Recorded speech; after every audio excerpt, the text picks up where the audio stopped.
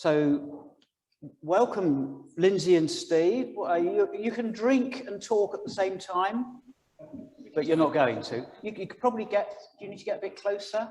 But that's your microphone. Hello. Yeah, is that okay?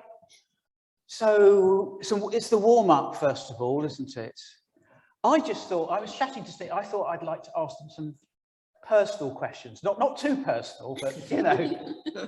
So it's great to see you here. And I'm just going to let you introduce yourselves and say whatever you want to later on. But congratulations on getting married. Thank you. And she is real. Look. She's real. Lindsey and Steve, yeah. And Christmas, that's one of the first discussions that married couples have, isn't it? Who do we go and stay with at Christmas? How does that work with you guys? We haven't decided yet. but we're here for this Christmas. Excellent. Good answer. Yes. Okay. But we also have, because Lindsey is American, for those who didn't know, we have Thanksgiving to contend with as well. You see, that's my typical Euro-British centric approach, isn't it? Thanksgiving is the biggie. Yeah. Yes. Okay. But it's certainly on a par with It's on a Christmas. par with Christmas. Yeah. Okay. Right. Well, thank you for that. What else was I going to ask you? Yeah. And we've got the big event because we've got you two. There's another event called COP26 going on, isn't there, about the environment? How does that affect you guys in Honduras where you're working? Is that that's not much of a warm-up question, is it? That's the really big one, isn't it? So yeah.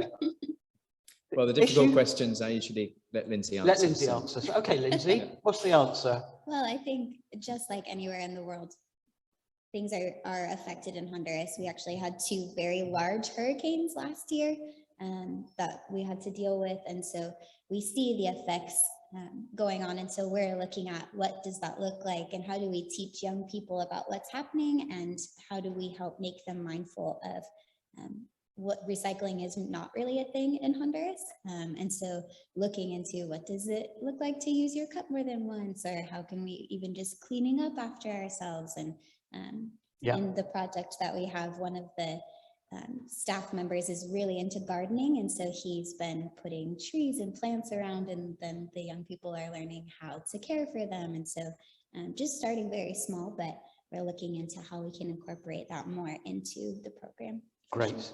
And you are using today one of our recyclable, reusable cups. And even Steve, who's got a small plastic one, has used it at least twice.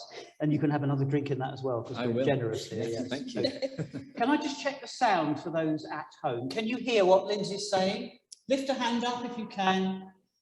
Right, let's look as if it's working. Yeah, great. So there's some people behind you, but that's okay. Yeah. That's the way we do it. I just wanted to ask about your church. How do you do church in Honduras? What's that look like? Okay. Sure. Yeah. It's not a hard one. No. That's a neat. I should have asked that one second, shouldn't I? Yeah. Yeah.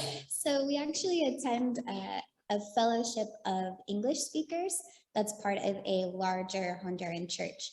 So it's one of about 7 services that happen over the course of the weekend. We have chosen to go to an English-speaking one because that's kind of where our community and our support system comes from. And so then we can be sent out to do our work in the different communities where we serve. Because we're not particularly based in just one community, we find it helpful to have a base that then we go out from each week, and instead of trying to pick one community to go to church in, if that makes sense. So we actually do have the privilege of worshiping in English every week, but do the rest of our week in Spanish. In the rest of the week in Spanish. Well done. And how does it compare, your church, with what you experienced this morning? And you can be as frank as you like. Amen. It's very different.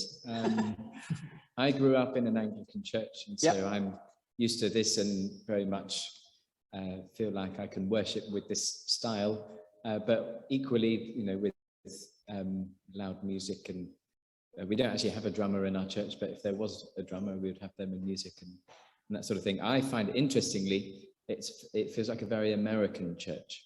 Right. So What does American church mean? that's a very big We've been question. That's a big discussing question. So I'm going to this. hear from both of you what American church feels like. So I think, whereas Lindsay, when she goes to church, she feels like she's in a little mini America. She feels like going home a little bit. For me, we're realizing it's as much of a cultural jump for me to go to this church than it is to go to a Honduran church. Okay. And it's just things about the way that you relate to the pastor. They're called a pastor rather than a vicar, and at least from Usually my the sermons are much longer. sermons, The sermons are much longer. Did you hear that, everyone? count yourselves lucky. How long are they in your church? Well, before we were online and were restricted to an hour, the sermons were an hour. See? Just the sermon. Just the sermon. But Just the sermon. now they're half an hour. And now they're half an hour. Yeah. So there, yes. So that's very different. Great. I just wondered if anybody online has a question to ask, or anybody in church. So you'll have to raise a hand. Yeah. I mean, we're talking personal questions at the moment. We'll do the other stuff later, shall we? People are too timid. Is that right? I'm not missing anyone, am I? Well, that's great. That's a good start, a good warm-up. So I no longer know what's happening, but I'm going to hand over to you. Okay. You've got some sort of presentation, haven't you? Yes. Which I look forward to immensely. Thanks very much. Thank you. Well, as we start, I want to say, we'll move along a bit. Here we go. We wanted to say thank you for your prayers and support. Certainly for me for the past 4 years, and now you're stuck with her as well. Sorry.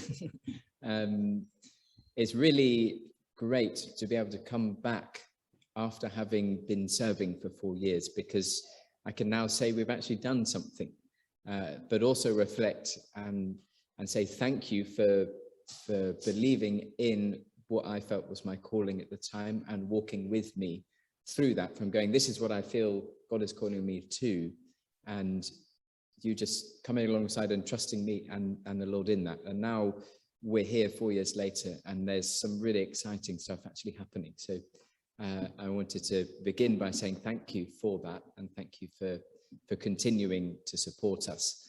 Just sort of headlines, because of what we've been able to achieve over the past 4 years, over 55 children and young people are now in education that weren't in education before. And I think just that alone is really amazing to be able to see and be able to witness. We have a whole load of children and young people, over 30 children and young people being mentored. And as I briefly spoke about earlier, that is really where transformation happens, and introducing them to who Jesus is and what the gospel is all about. And so those are our two strong themes, is education and who Jesus is. That's what we really want to focus on. But now I have Lindsay. Things are developing, and it's really exciting. I am here partly as mission partner, but also partly as translator today. So if at any point you don't understand anything that Lindsay says, just put your hand up and I can say. I don't know if you want to test it. Sure. So I think we should probably start by introducing us. Hello, my name is Lindsay, God Save the Queen. As you now know, I am American, but I grew up in Indiana, which is kind of around the Great Lakes area in the States, if you know your geography at all. And I actually went to Honduras for the first time in 2013. And so I would also like to thank you for supporting Steve, because it meant that he could come and join me in Honduras before we even knew each other.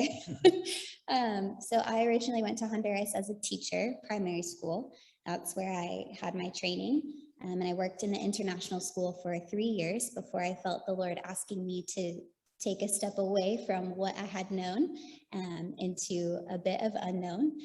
As I was seeing different needs in a different sort of population of children and young people who were much higher risk than what I was working with at the time, and felt in my heart that I was supposed to pursue ministering to them through coffee and coffee shops, which we'll get to in a bit. But that journey actually led me to being involved in some ministries that were where Steve was working. And so that's how we were able to get to know each other and how we're seeing the Lord has combined our callings to now be able to serve him together. So that's a little bit of my story. Would you like to start with the presentation? Yes, so we're focusing on 3 areas today.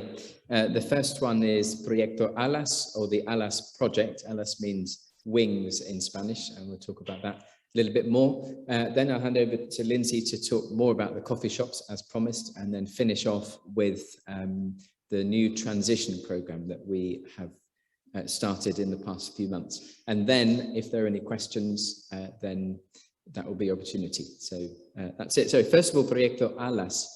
Hopefully the picture will be up there at some point. Oh, also, you might see a few of our wedding photos. We got to make the most of them. So that's it. But these are some of the young people that we work with, the young adults who are a part of the transition program, and I'll talk about that more. But it's a really nice photo, so I just thought I'd show it off to everybody. Anyway, so moving on to Proyecto Alas, I wanted to talk about the Garay family. And for those who are able to keep up with the link letters that I send out, I have written about Ever, and he's a part of this family. And so we've chosen to speak about this family because they demonstrate a lot of what we do as a project. It's based in a small town outside the capital city, about an hour outside the capital city, called Talanga. And we started it, this is Lorena, who's the coordinator now. We started it about 4 years ago, and so it's had a good amount of time to develop and establish itself. And so if we go from right to left, my way anyway, so left to right, that would make more sense. There's Hatzel, and then Mirna, she's the mum. Hatzel is the eldest son. Then Alfonso, who's the youngest son. That's me. I'm not part of the family, but I'm in the photo. Then Catherine, she's the daughter. And then Ever, he's on the right, he's the second son. And they're a really, really lovely family, but also a very typical family of who we engage with when we're in Honduras. So to focus in on first, Hatzel and Ever. They are 21 and 22 respectively, and are very cheeky chappies. They like to have a bit of fun and be a bit silly. And this is when I first met them, this is about 4 years ago. They had graduated from high school, from the equivalent of GCSEs, which is actually a huge achievement. Less than 50% of adults in Honduras get past primary school. So the fact that they were able to get even past secondary school was a huge thing already. But they got a bit stuck. They didn't quite know where to go after that. There was a lot of pressure from their mum and their stepdad. He's not in the photo because I don't have a photo of him, but there was a lot of pressure for them just to go out and work. And the mum's reasoning was, I've supported you now for these 18, 19 years, now you need to start paying your way, which makes perfect sense in lots of ways. But there was a big gap in what they wanted to achieve and what was actually possible to achieve. So they were thinking, well, maybe I would like to study, maybe at university, or become a mechanic. I know that Ever, that was one of his dreams to do it at some point. But they just didn't have the means to do it. And they also had to help pay the bills at home. So there's a lot of pressure. But in Talanga, it's really, really difficult to find a job, or at least to find a job that pays enough to actually get by. And so they were, for about 2 years, in and out of different jobs, whether that was mechanics or cutting grass or whatever it might be, working in the fields. And I was walking alongside them, mentoring them throughout all of this time. And we have finally got to a point where they tried to do university or tried to do some sort of further study. And they realized, well, actually, one way out would be to go into the armed forces, whether that's the police in in Ever's case, or the army in Hatzel's case. And so we supported them through that. You can go into the next slide. And so Ever is on the left, and then Hatzel is there on the right. And this is them having graduated on each of their, well, actually, Ever was on his work experience at that time, his placement, and we went to visit him, and it was the first time we saw him in uniform. It was like, this is very weird, because he's a police officer, but this is Ever as well, who I know really well and know that he's not that sensible. But anyway, it was a real joy to see him actually live out that dream that he's been working on for so long. And it wasn't cheap to get them through this. And I don't know how other families do it, but actually it cost us about £500 to put Ever through the police training. And just because you have to buy all these new uniforms, you have to buy all of this stuff.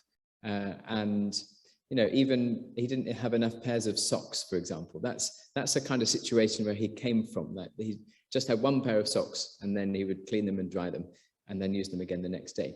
And then he was required to have 7 pairs of socks. So maybe a funny little detail that I'm pointing out there, but just to demonstrate where they're coming from, that, you know, there was a genuinely no way that they could have got to where they are without the support of Proyecto Alas. And now the really exciting thing is they have a sustainable income.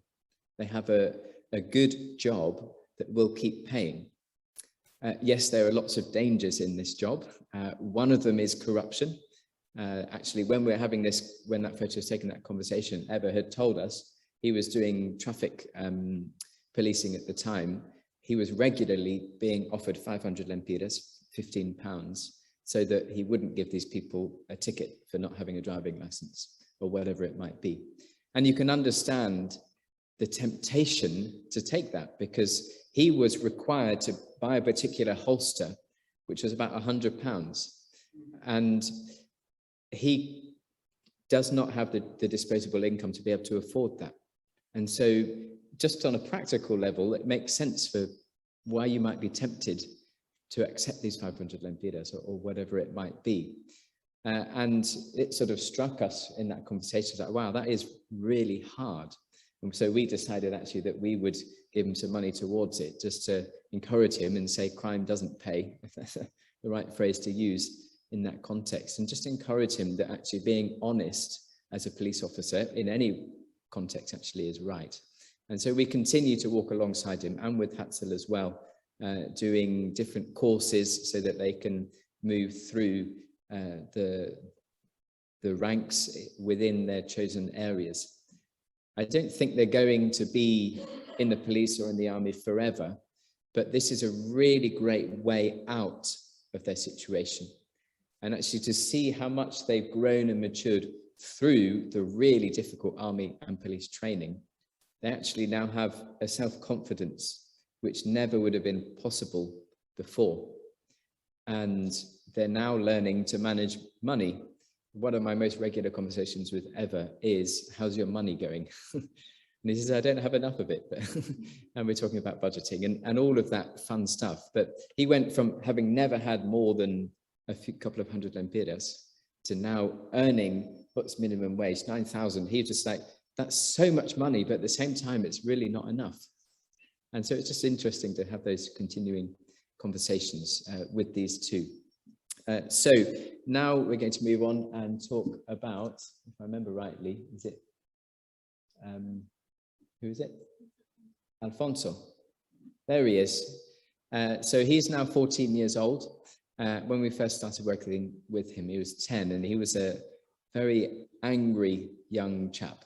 And like with all of this family, they've had a very difficult upbringing. And I have to be very clear, I'm not blaming their parents by any stretch of the imagination. It's just the situation that they found themselves in. But he was never encouraged really to study. And he, we're sure, has some form of dyslexia or some sort of difficulty with learning. And so was told, well, just go and work in the fields. You know, there's no point continuing with your education because you can't do it. And there would have been a much stronger way of saying that, I'm sure, what he was told. And so he was brought up being told education isn't worth doing. Like, you just can't do it. Just go and get a job. but actually he's very intelligent, very quick to learn. And so understandably gets frustrated easily because he's got so much potential, but hasn't been allowed to develop it. Or at least this was back when he was 10 years old, and he would just see red. Don't know if you've ever seen a young person see red before, but they just get angry and just explode. And he would do that very regularly. And I remember one time he climbed up on the roof of the project just to get a reaction from us. And he did get a reaction. But it's been amazing to see him change and grow over the past 4 years. From being the most terrible one of them all in terms of behavior, he's now in charge of the behavior and discipline of the other young people. It's amazing to see that change in him. He's still not perfect. None of us are, but he's on the way. And it's been great to see that change in him. And just in August, when we were last in Honduras, I saw him writing at the table writing. And this is something I didn't mention. He is in 8th grade, year 8, but can't read or write. This was at the beginning of 2020. He couldn't even recognize letters or numbers. He just literally did not know how to read at all. And one of the peculiarities, I'll say, of the education system in Honduras is that the teachers have to pass the kids, even if they don't know anything. So he got through to year 8, not being able to count. He could count in numbers, but couldn't recognize what the number 6 looks like. And it's just quite amazing, but I won't go down that avenue too much. Anyway, I saw him writing and doing his homework, so I sat down next to him and said, Alfonso, we're just so proud of you to see you, how far you've come. Imagine just a few months ago, you wouldn't have been able to do any of this. And he sort of was, sheepish about it. And I said, so what are you doing? What's the homework you're doing? And he looked at me and he said, I got bored of my homework, so I'm doing my friends. I thought, I don't know whether I should be proud of you or I don't quite know how to react to this, but he's doing really well. And he's, again, another very typical example of the 10 to 15-year-olds that we work with. Next is his older sister, Catherine, which is over to Lindsey. So I'm going to talk a little bit about Catherine. She, as Steve said, is the 3rd child in this family and actually sort of new into coming into my life because she was away when I first got connected to the project. Catherine is 16 years old, but she dropped out of school after 7th grade and decided to move away from home and was living with some other relatives. I think just trying to figure out life. During that time, she got pregnant and was trying to figure out what to do. And she decided to go back to her family and get back involved in Proyecto Alas and get the help that she knew that she needed. And so I actually just met her about a year ago when she came back, actually less than a year ago, because she actually not only has gotten back into education, she's being mentored by our volunteers, but she just had her baby about 3 weeks ago. And I think we have a photo that just got shared with me recently, so it didn't get put into the PowerPoint. If not, that's it. Oh, there he is. So this is her baby. He doesn't have a name yet. There's a little point. You can see he's in gloves and socks for gloves. Although it's cold here, it's got down to at least 20 degrees in Honduras. So that's cold. They're wrapping up the babies very warm. Oh, goodness. So this is not only the miracle of life, but just, I think, a beautiful picture of the new life that Catherine is entering into with help that she is receiving. And she and I were having a conversation the other day, and she's just very determined to stay in school, to continue her education so that she can provide for her son now. She's still deciding on a name, so we're very anxious. We're taking bets of what he'll be named, but we'll see. And so we're very excited for her. There's a program that the Honduran government actually sort of provides. It's called Educatodos, which is education for all. And it is allowing young people and even adults who have dropped out of school to go back. And so the Proyecto Alas project is implementing that program for her and many other young moms, and even her mom, Mirna, is part of that program as well. And so they're able to work together on their studying, which is very cool to see. And so we're very excited for what God is doing in their lives, and that they're back, that she is back part of our little family again.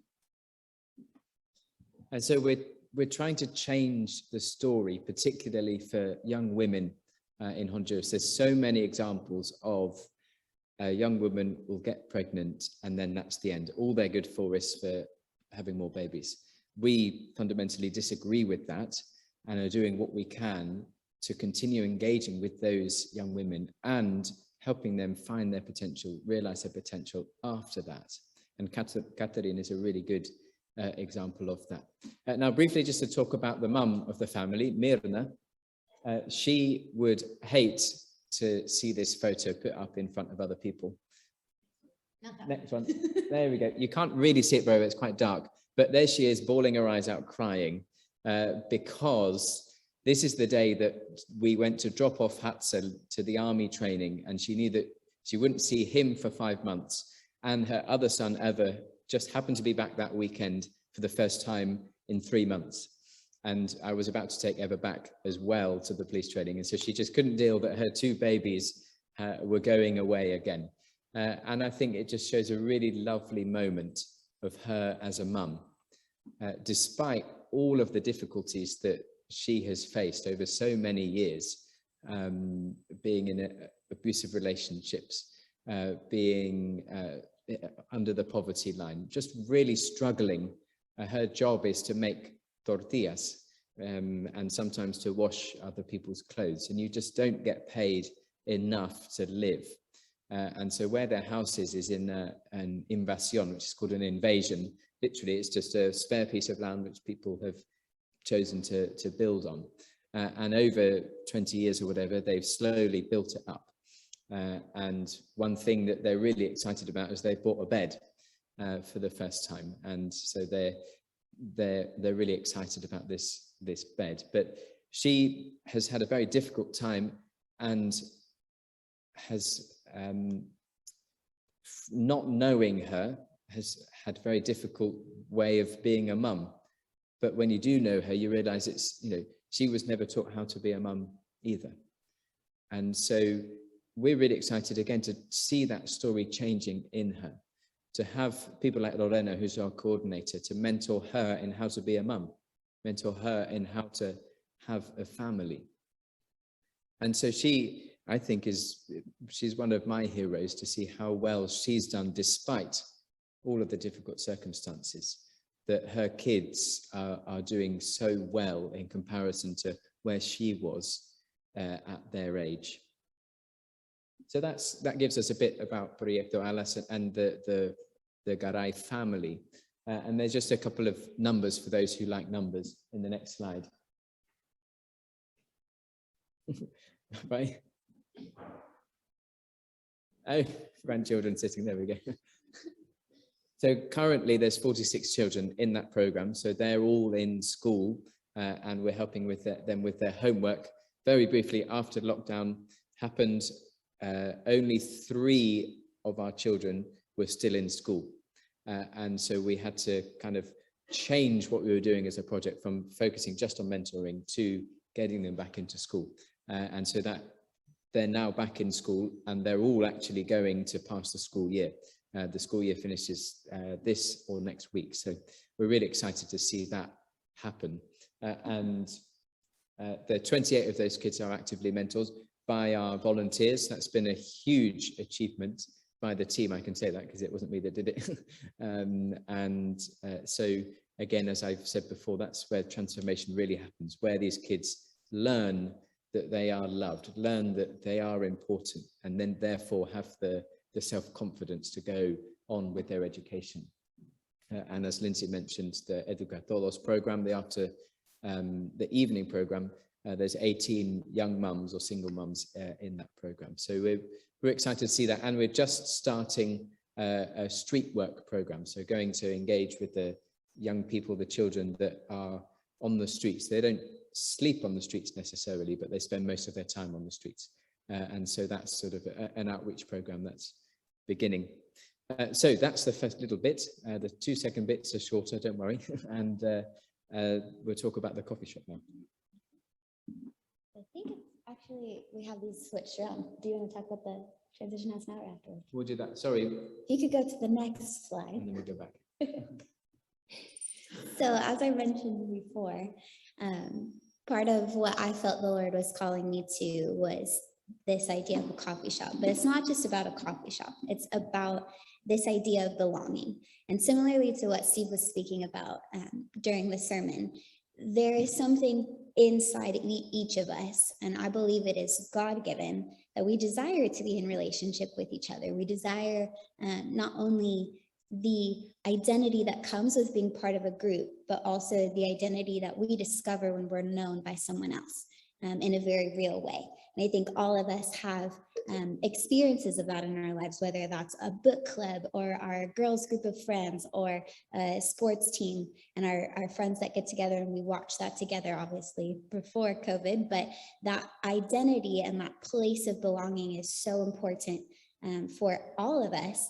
But especially for these young people who have experienced trauma in their lives, who are not only figuring out life as a normal teenager, but also dealing with the effects of trauma as well. And so, as I said, there's just something about belonging. And we have found that young people in Honduras, and I think young people even here in this country, and I know in America, and if we remember our own adolescent years, we're trying to figure out who we are. And we often figure out who we are by our friend groups.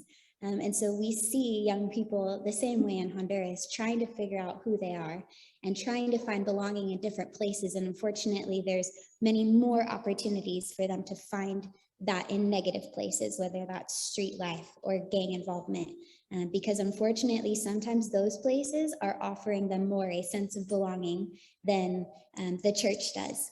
And many of them have been burned by the church or have been rejected by the church. And so they are not very willing to step back into a church environment. And so we've actually found that a coffee shop is a nice middle ground.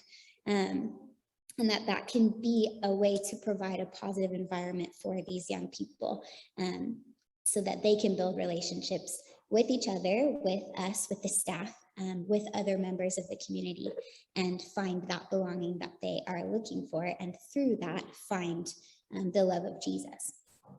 And so we have Café Alas, which is in partnership with Proyecto Alas. It's actually right next door in the building where we currently are. And we're really excited that it has 2 years now of being a functioning coffee shop and is doing quite well. And not only is it serving as an environment for young people to come and meet with their friends, or for the mentors and the mentees to meet together, but it's also a place of employment for a few of the young people. We have, in this coffee shop, we have 2. We're looking to employ a 3rd. And I've actually been involved in helping to establish another coffee shop that's in a different area. We don't have any photos of that one, but we are starting to use it as a place of employment as well, so that these young people can start to make some income in a positive way, but also learn some general skills, handling money, responsibility, turning up on time, and that they can hopefully apply in some other setting. And while they're here, we can be in relationship with them, be mentoring them in a way as well, which really is just discipleship and walking alongside of someone, and helping them to figure out what is it that they really want to do. Is this what they want to do for the rest of their lives? And how can we help get them to that next spot? So we're really excited for the opportunities that a coffee shop model that's in conjunction with a project can provide different opportunities. And also the ultimate goal is that the coffee shop would not only be able to continue to invest in itself, which it is. We're excited that it is covering all of its bills and we're paying our employees and able to start to improve the space itself little by little. But in the end, we'd really love for it to be a source of income for the project itself, so that the community can be part of supporting these young people. And it's not just about money coming from far-flung countries, but we as a community are doing something to help these kids by just coming in and having a cup of coffee or having a biscuit. So we're really excited to see how that's going to continue to develop.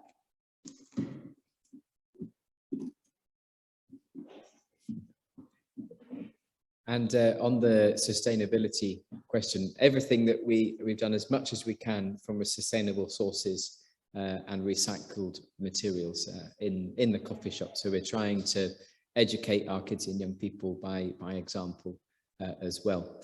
Let's finish off with the transition program. So I think you need to go back again. Bye-bye.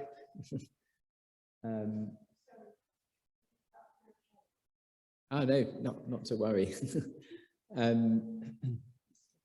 We've called a transition house or a transition program. We've noticed that there's loads of great projects and ministries for children and young people, but they all finish at the age of 18. And they say because of the way adulthood is defined in Honduras, once you're 18, okay, goodbye, you're an adult now. We know that that's not true anywhere. But particularly with our children and young people who have suffered such trauma, although they might be 18 in their age, actually their maturity and development means they're more like 14 or 15. And so we've got 4 young men in a transition home, which is my old apartment. They kicked me out.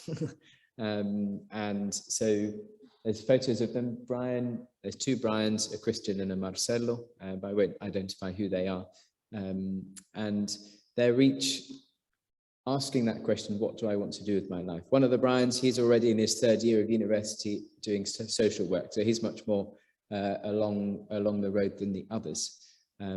But they are doing really well. And so they're the core 4, but then there's probably about 10 or 15 young adults of that age who we're walking alongside and encouraging and doing what we can practically to help them take those next steps, because we see them get so far, a little bit like Hatzel Ever. They've graduated from the GCSE equivalent, but then they just sort of get stuck and would go back to a normal job.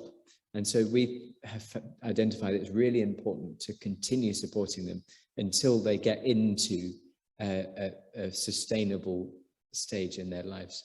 And it's about just creating family. It's creating a space where they can make mistakes, where they can make silly decisions, which they all have done. But as with all of us, our families are always there. And these guys sadly don't have families that are either able or willing to support them past where they are. And so we're able to have a really big impact on their lives to help them continue doing what their trajectory is going into. So Marcelo, I'll just finish with him. He's either wants to go into leisure and tourism and go into some sort of hotel management. He is, there's no great photos of him. He's the one next to the one that says transition house, but it's a very dark photo. Or he wants to be a teacher. And we think he would be a really good PE teacher that speaks English. So we're sort of quietly encouraging him in that direction. But obviously, at the end of the day, it is his decision. And so they're a continual joy to us. It's maybe not always joyful, but they're really great fun, and they're really, we feel, important thing to be involved with. The mentoring is fantastic and it's great. And if there's a child who's been mentored from the age of 10 all the way through to 18, then hopefully they will be equipped to live an adult life, but they probably still won't have the resources to help them take that next step. And so that's what this transition program is designed to do. And that's the newest thing that we are involved with. So the final slide is another wedding picture. It's a picture of our team. And usually finish a presentation like this with a picture of a cute child or something, just because it's very sweet. But I thought actually we'd finish with this picture today, because these are the people that do the hard work. You know, we're organizing and we help take decisions and we do mentoring, but these do even more, these guys here. And they don't always dress up so smart. That was just a special occasion, you know. But I just wanted to introduce you to them and say, when you pray, please include them in your prayers. And when you give, it is helping them as well. And if they look really interesting, then please come and visit us. It would be really fun to have some people to come and see, and they're not scary. Maybe they are, but so yes, thank you again for listening. Hopefully there might be some questions, and we have some time for questions. And if not, the vicar will make some up. But thank you for listening, and thank you for your continued present support. And thank you very much. So it is time for, can you hear me? Richard, can you turn my microphone on? Anyway, so shall we go online people as well? Good to see you here. Obviously we can't see your hand if your camera's off. Any questions from people online or in church for Lindsey and Steve? Ask them anything you want. Right, so Hazel, I'm going to have to get a microphone for you, but we can do that. That's all right. I wanted to ask where the mentors came from and how you decided that, you know, what qualities you looked for. So all our mentors are members of the local church, and there is quite a selection process to go through, and then some training. So they have to be an active Christian, they have to attend a church, they have to understand and have a heart for children and young people, and they have to be very patient people, as you can imagine. And so if they fit that criteria, then we'll invite them to come along and spend a few weeks just getting to know the project. And obviously we take up references, and there's the whole safeguarding process that we go through as well. And if we see that there is a gifting, an affinity with working with children and young people, then they can be recommended to become a mentor. And so they will then be put through a training course. So it's 2 mornings and 2 afternoons in total. And that covers all the basics of what mentoring is, how to do it. I briefly talked about, you know, brain development and the effects of trauma. So we educate them about that. And so they can then be qualified, as it were, as a mentor. And then they'll go through the pairing process. So we don't just choose any mentor and any kid and put them together and hope for the best. Because they've already been involved in the project, they will already know the kids, and the kids will already know them. And usually you can just tell these 2 just get on really well. There's not often there's not science to it. It's just there's something right about that. And so we'll go through a pairing process, which is a 4-week process. So the first week we'll have the coordinator who has a very good relationship with all of the kids, and she will say, well, let's have some time together, and I'm going to invite X person along, and we'll see how that goes. If that goes well, at the end of that session, we'll then talk with the kid and talk with the mentor and say, do you think they would be a good mentor for you? Do you think they'd be a good mentee for you?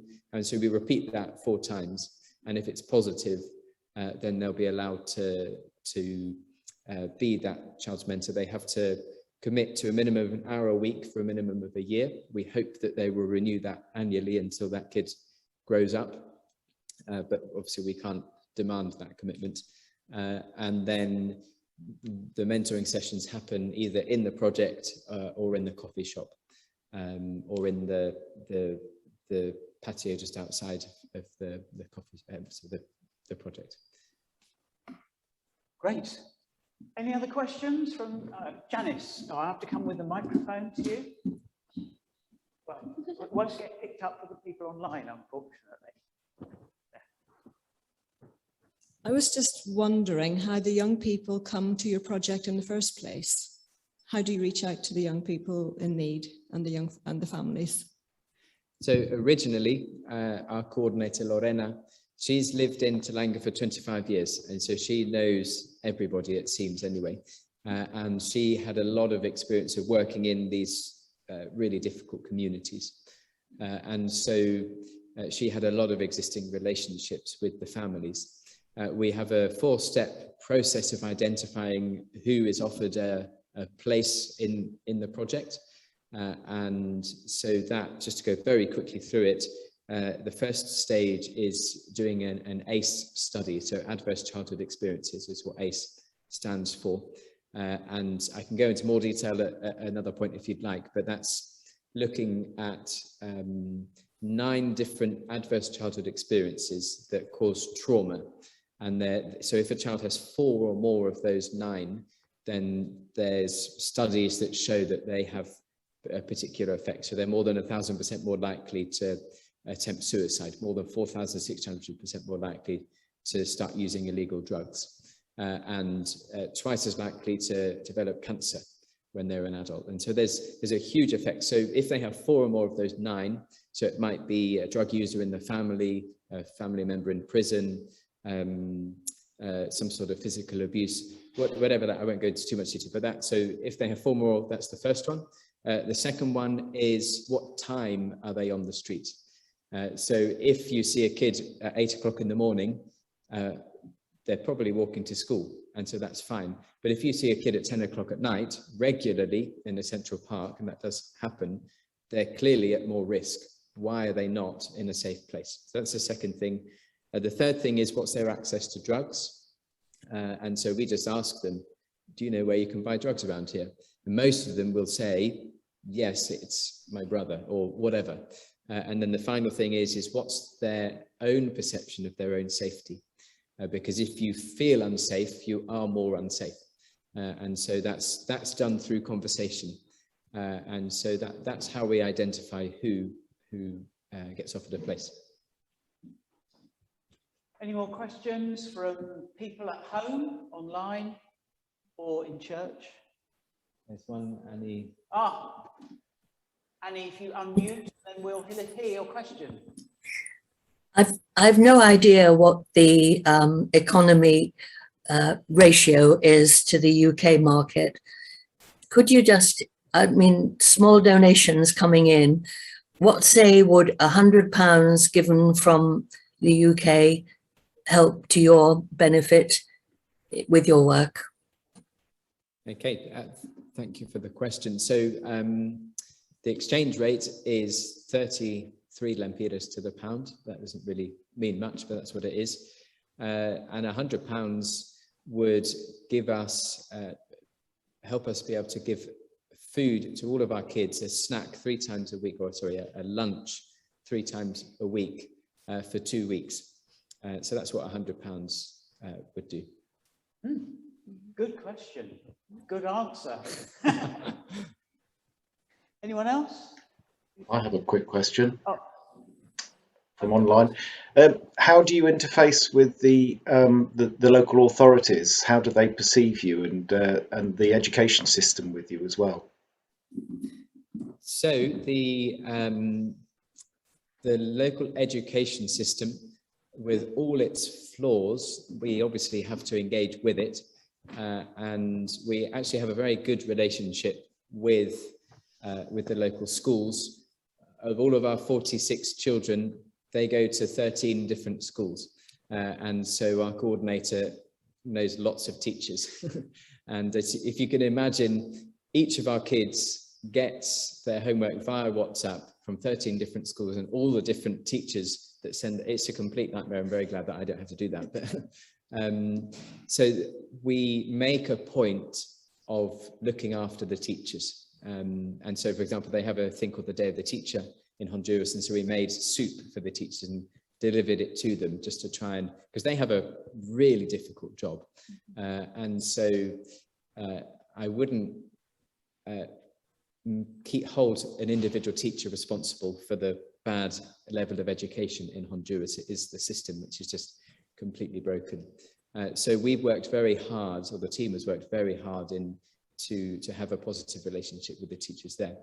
With the authorities, the local government, thankfully they're very grateful and positive towards us. We don't live in a place where you can't be a Christian, and that's a real help. So that's great. But we do try and keep a very clear distance with the political figures, because it can be quite difficult. For example, the local mayor was going to give us some floor tiles for our project, which was really great. But just before that happened, he and his whole family were arrested and thrown in jail for drugs trafficking. And so we're quite glad that that didn't actually happen. But that's an example of why we're very wary of engaging too much with political figures, because not because they're all corrupt, but I don't quite know what to say. I think you see what I'm trying to say there. Nina. Hi, Steve and Lindsay. I just wanted to ask you, which will follow on from what you've just said, how safe do you feel and how do you stay safe in that environment? Do you want to take this one, or I can? Sure. So when I first went to Honduras, my family was a bit concerned, because the only things that you read in the news are how awful it is and how much violence and all those things are happening. And it's not that those things are not true. They do happen. As Steve said, we find ourselves in close proximity to corruption and to things that are happening. But the news is only going to tell you the most awful parts. And going there, we are able to live a very normal life. I used to tell my family, it's not like I'm living in a war zone every day. There are places that people are sent, and you do have to worry about explosions happening or whatever. There is an interesting relationship with foreigners that Hondurans have. There's no targeting, like we're not targeted just because we're not Hondurans. We may be seen as an opportunity of having more money than other people, and so you do have to be careful about what times and where you're going, and you don't just wander on the streets. You have a purpose and a place of where you're going in the city. There's definitely a little bit more danger in the city, but where we're working with this project, it's more rural. Things are a little bit more relaxed, and we have built relationships with the people in the community, and so our relationships with them are actually some of the biggest safety nets, and obviously the Lord's protection and knowing that we're meant to be there and He sent us there. And so on a daily basis, feel very safe. I think I can speak for both of us in that. We have a different experience than even other Hondurans would have, because we both have cars. We're able to transport ourselves. We don't have to take public transportation. I had run into some problems before I had my own vehicle, because I was having to put myself in those sorts of public transportation situations, but that's not necessarily because of me being a foreigner. Any young person or any Honduran that you talk to has probably been robbed on a bus. And so it's just an interesting situation, but as a whole, because of what we're doing and how we're going about doing it, we do live very safely and try to specifically do that. Okay, any more questions from people online? Church? Okay, well, thank you so much for coming to see us today, giving us your time. That picture that you finished off with the end, with you and the people supporting you, had 3 words at the bottom: pray, give, and visit. If you had to summarize, sort of bullet point, what are the key prayer issues for you both, so that we can pray for you? The general political situation in Honduras at the moment, that specific one I mentioned, but at the end of this month on the 28th, there's the presidential elections. And so that's particularly difficult. And we're expecting there to be just a nightmare. Okay. And just one more thing, which is important. The building that we're using, we are having to vacate it at the end of the month. We thought we were going to be able to stay in there, but for a long, boring reason, we're having to move house. And so if you can pray that we can find the next place for us very soon. And for the team who will be actually moving everything, because we won't be Yes, there. that's one of the benefits of being here. We don't have to do the moving. But Okay.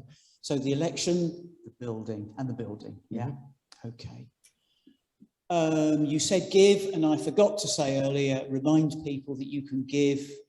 There's a box at the back of the church, but also on our notice sheet and on the notice I sent out yesterday about the service, it tells you about online giving and how you can give it to the St. Lawrence treasurer, but she will give it to Steve, whatever church you come from, because we've got 4 churches here.